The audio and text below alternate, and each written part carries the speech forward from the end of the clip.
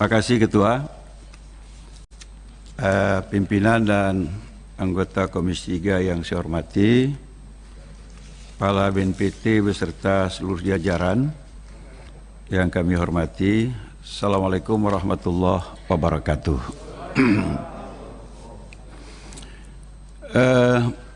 Mungkin saya agak lebih serius ini melihat BNPT karena BNPT yang awalnya lahir dengan Perpu nomor 1 tahun 2002 yang kemudian organisasi dan bidang kerjanya ditata awalnya lewat Perpu 46 tahun 2010, Perpres maksud saya, kemudian diperbaharui lagi dengan Perpres 12 tahun 2012, akhirnya menjadi semakin kuat kedudukannya dengan Undang-Undang nomor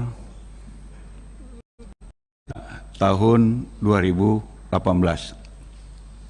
Itu undang-undang yang terakhir, saya kemudian menjadi sangat akrab dengan wajah-wajah sahabat-sahabat di BNPT ini.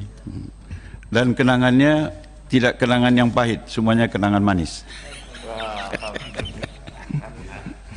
Gara-gara itu bisa ke Amerika jadi baik. Iya.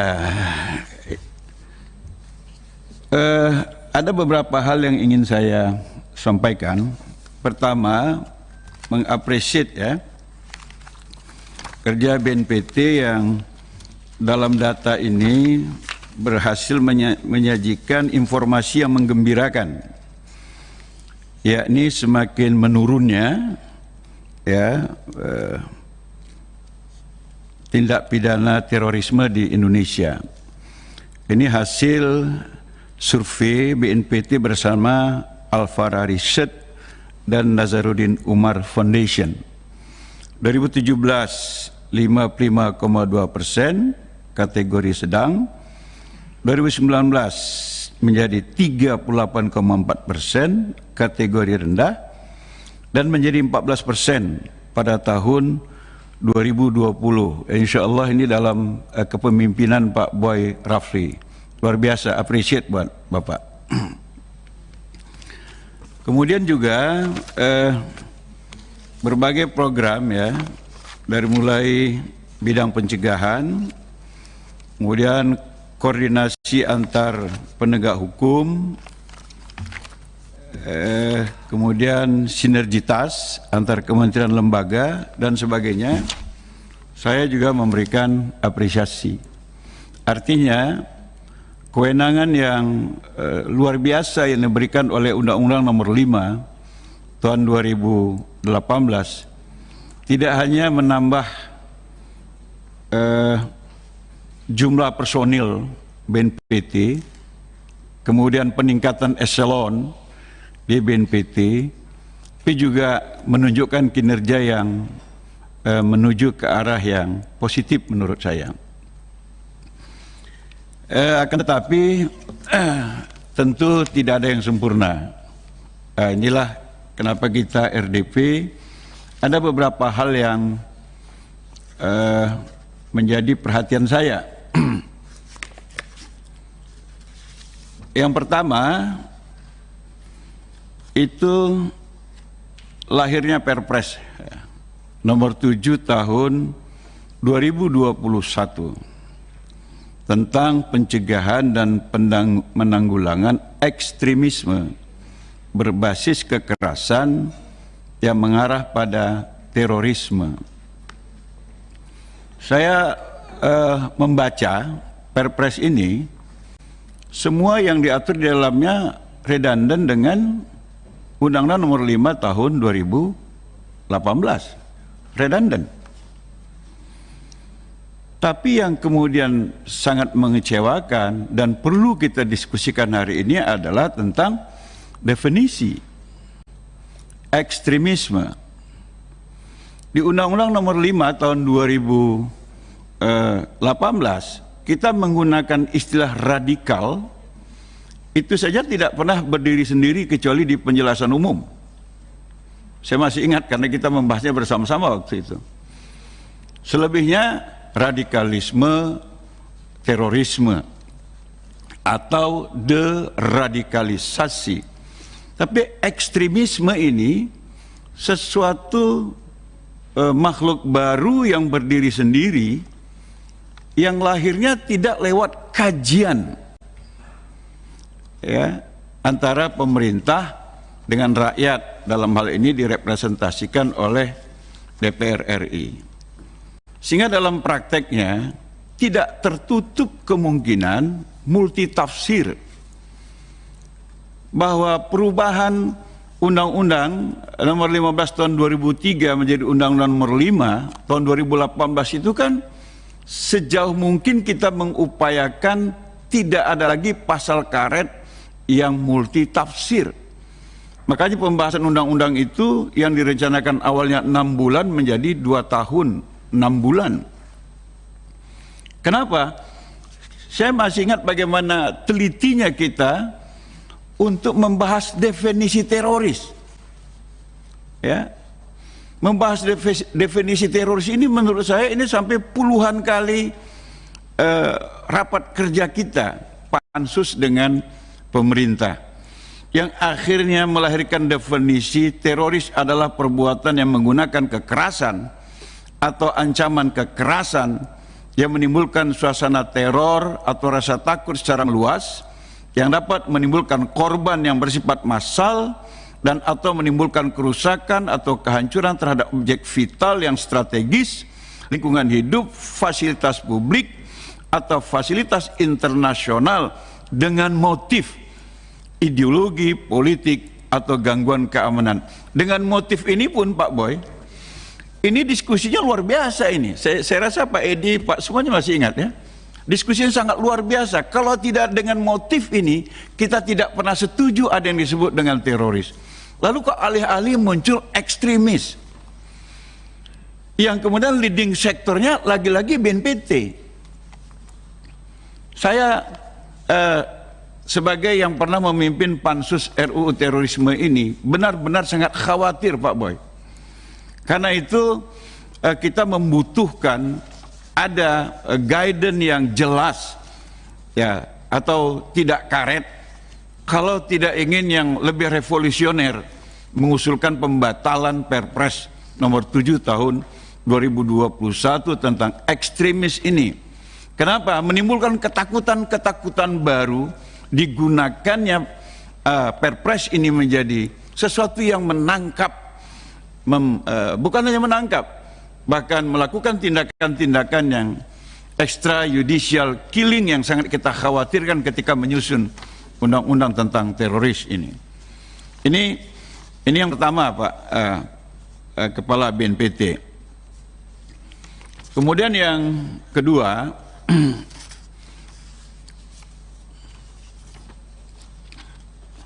ini tentang peraturan pemerintah nomor 77 tahun 2019 tentang pencegahan tindak pidana terorisme dan perlindungan terhadap penyidik, penuntut umum, hakim, dan petugas pemasyarakatan.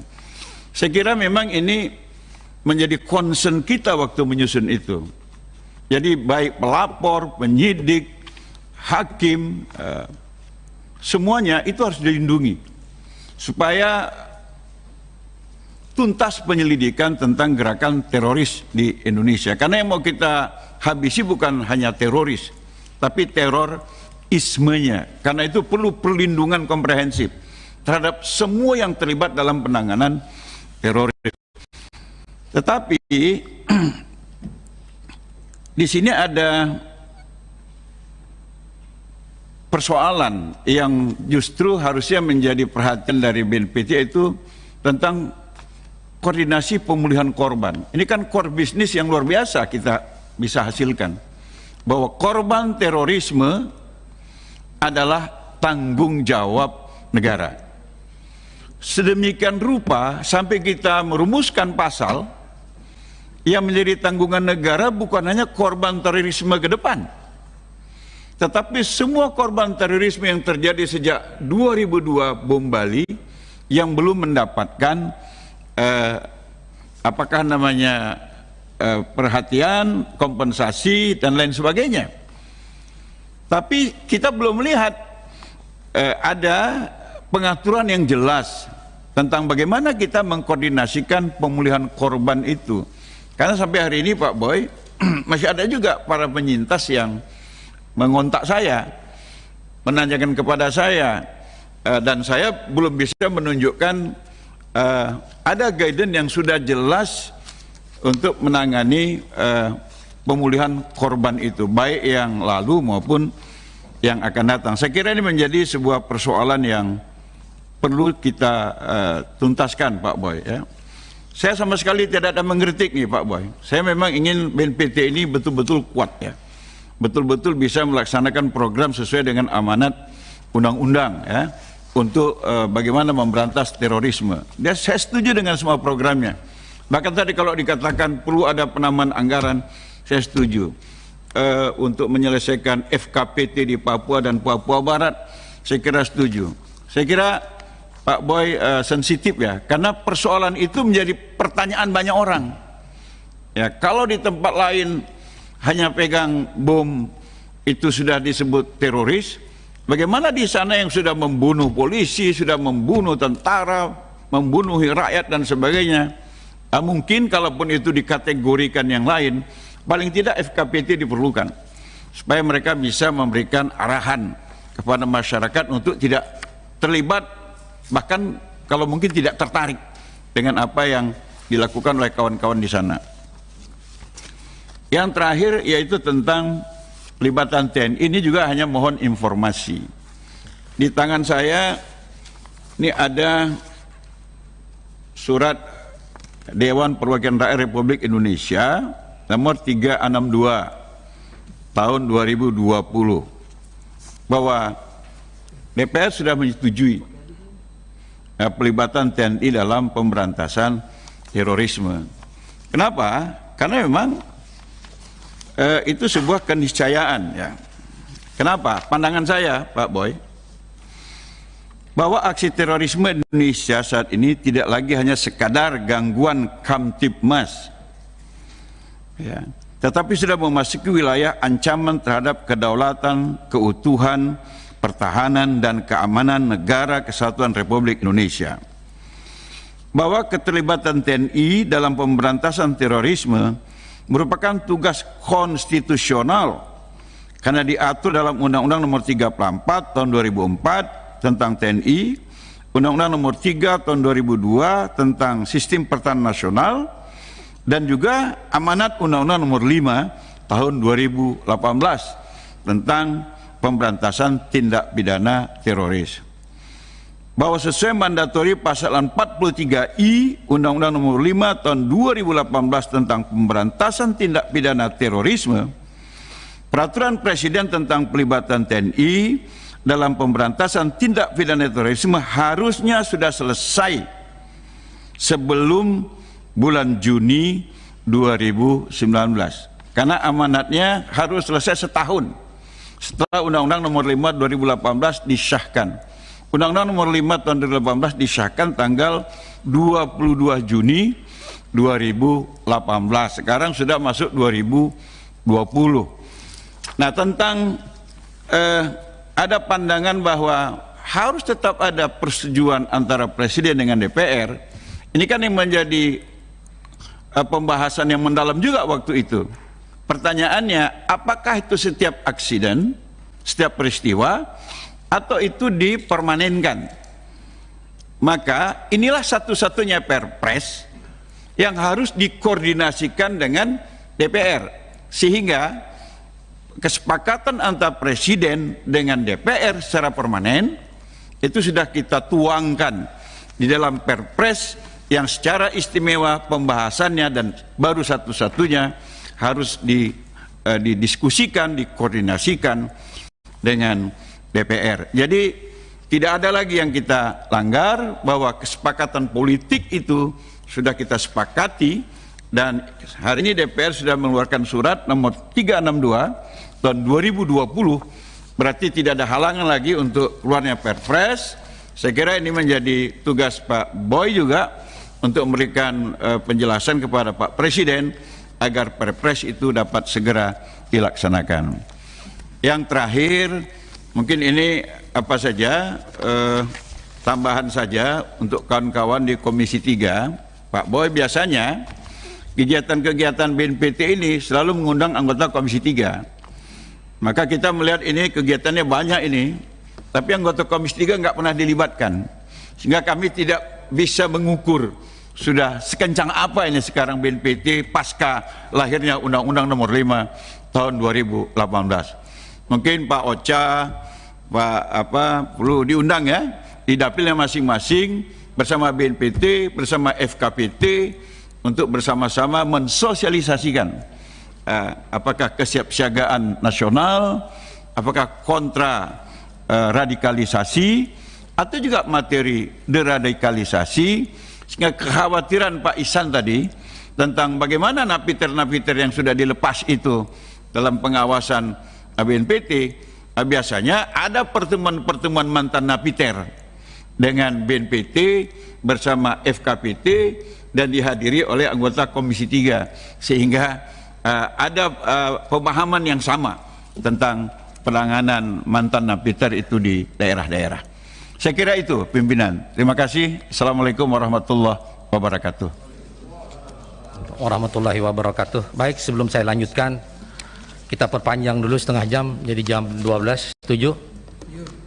Izin pimpinan, bila diperkenankan saya menyampaikan ini pertanyaan dan pandangan saya terkait dengan kesepakatan DPR nomor 362 ini. Silakan.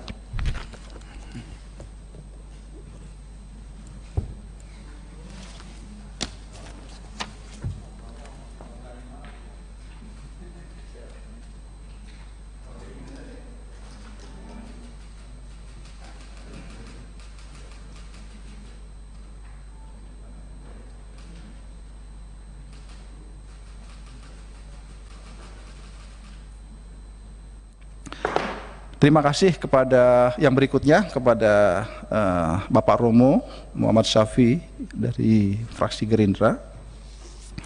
Jadi di dalam hal yang menjadi sorotan Bapak Romo tadi, kami melihat memang yang juga beberapa dari proses dialog dengan masyarakat juga sempat muncul, yaitu adanya nomenklatur baru, perbedaan baru, yaitu terkait dengan masalah ekstremisme berbasis kekerasan mengarah terorisme. Kemudian sebelumnya kita telah mengenal radikal terorisme, radikal intoleran. Ketika Perpres ini awal-awal disusun, kami melihat hampir bersamaan lahirnya dengan Undang-Undang Nomor 5 tahun 2018. Namun demikian, secara global kami melihat ada semangat global yang ingin diakomodir dalam Perpres ini, di mana violent extremism ini sudah juga dikeluarkan adanya atau lahirnya resolusi dari Dewan Keamanan PBB. Jadi nomenklatur ini kemudian menjadi bahan pembahasan di dalam menjabarkan dalam bentuk rencana aksi di negara kita. Sedangkan rencana aksi yang ada ini, kami melihat dalam tahap penyusunannya tidak lepas semangat apa yang tertuang di dalam Undang-Undang Nomor 5 tahun 2018, terutama adalah 3 pilar. Pertama, pilar pencegahan, kemudian pilar koordinasi aparat penegak hukum, dan ketiga adalah pilar kemitraan. Dalam hal ini kerjasama dalam negeri dan luar negeri. Dalam hal menyikapi lahirnya Perpres, kalau boleh kami berpendapat, Perpres ditentukan oleh waktu, karena di dalam Perpres itu dinyatakan dilaksanakan dengan 130 kegiatan itu di tahun 2020 sampai dengan 2024. Tentunya kalau kaitan masalah undang-undang tidak ada pembatasan waktu. Kemudian perbedaan makna dalam hal ini, kami melihat bahwa ekstremisme berbasis kekerasan ini lebih juga menjadi bersama dengan radikal intoleran adalah sebuah keyakinan atau prinsip atau pengetahuan yang diyakini oleh individu atau kelompok yang menyetujui cara-cara kekerasan, diyakini sebagai potensi yang dapat melahirkan aksi terorisme. Jadi kami melihat ini adalah upaya di hulu, jadi faktor korelatif terjadinya terorisme. Jadi dengan kegiatan-kegiatan rencana aksi yang dilakukan, terutamanya di bidang pencegahan, menurut hemat kami adalah sebuah sarana edukasi, diskusi, bahwa apabila kita sebagai warga negara Indonesia memiliki sebuah keyakinan, pandangan ekstrim, katakanlah ekstrim, tetapi ekstrim ini bukan berdiri sendiri, bukan istilahnya ekstrim tunggal, tetapi ekstremisme yang menyetujui kekerasan. Kekerasan itu adalah tindakan-tindakan yang dilakukan oleh kelompok jaringan terorisme. Kekerasan ini bisa juga bentuk potensi ancaman kekerasan. Jadi diharapkan masyarakat kita apabila dapat kita berikan penjelasan secara baik, maka diharapkan tidak akan setuju dengan tawaran-tawaran apa yang disampaikan oleh jaringan terorisme. Prinsip apa yang tidak disetujui? Prinsip misalkan memberikan dukungan kepada pihak-pihak tertentu untuk menggalang dana, kemudian melakukan aksi-aksi teror dilandaskan adanya sebuah keyakinan bahwa mereka yang berlainan dengan kelompok itu adalah sebagai lawan, atau pihak-pihak tertentu yang senantiasa menjustifikasi kelompok-kelompok lainnya sebagai pihak lawan yang harus diperangi, atau lebih ekstrim lagi dapat dikatakan mereka-mereka yang senantiasa mengkategorikan orang-orang yang tidak sepaham dengan mereka dengan istilah takfiri, togut, dan sebagainya. Jadi potensi-potensi ini menurut hemat kami perlu dilakukan sebuah diskursus di dalam masyarakat, dan kemudian masyarakat pada akhirnya memiliki suatu pemahaman yang baik, sehingga apabila ada ajakan-ajakan untuk melakukan kekerasan dengan melakukan tindakan-tindakan yang melanggar hukum yang berkategori dapat dikatakan sebagai perbuatan teror, masyarakat akhirnya dapat imun dan tidak setuju dan tidak ikut terhadap kegiatan-kegiatan itu. Pak Boy, mungkin singkat-singkat saja, waktu kita perpanjang 10 menit lagi. Terima kasih. Berkaitan dengan radikal intoleran, kalau berdiri sendiri kami melihat radikal itu adalah berpikir secara mendasar, berpikir redik. Biasa di dalam menggali sebuah pengetahuan, berpikir radikal adalah sebagai sesuatu hal yang sebuah kelaziman yang dilakukan oleh kita sebagai masyarakat yang kritis. Demikian juga kita melaksanakan ideologi negara, Pancasila tentu juga harus semangat radikal karena kita berpikir mendasar, karena Pancasila adalah diangkat dari nilai-nilai luhur agama dan akar budaya bangsa kita. Yang tentunya kita hindari adalah masyarakat kita tidak boleh masyarakat berpikir intoleran, karena kalau sudah redik menjadi intoleran maka sangat mudah untuk menyalahkan orang lain, yang tentunya sejatinya bangsa kita tidak seperti itu. Kita menghormati perbedaan, mengedepankan semangat bertoleransi, dan kemudian kita menghargai kebinekaan bangsa kita. Oleh karenanya ketika masyarakat mengembangkan alam pikiran radikal intoleran, maka berpotensi dapat melahirkan radikal terorisme.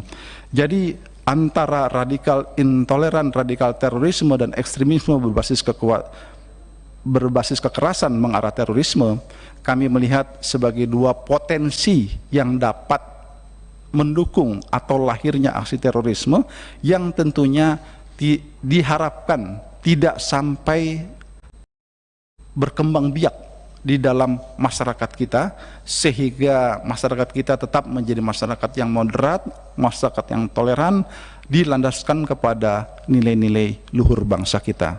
Masukan dari Romo berkaitan dengan perlu untuk diusulkannya, apakah ini perlu ditunda dan sebagainya, kami tampung dan tentu akan kami koordinasikan, kami bicarakan kepada pimpinan yang lebih tinggi, kami bahas di dalam forum-forum bersama dengan Polhukam tentunya.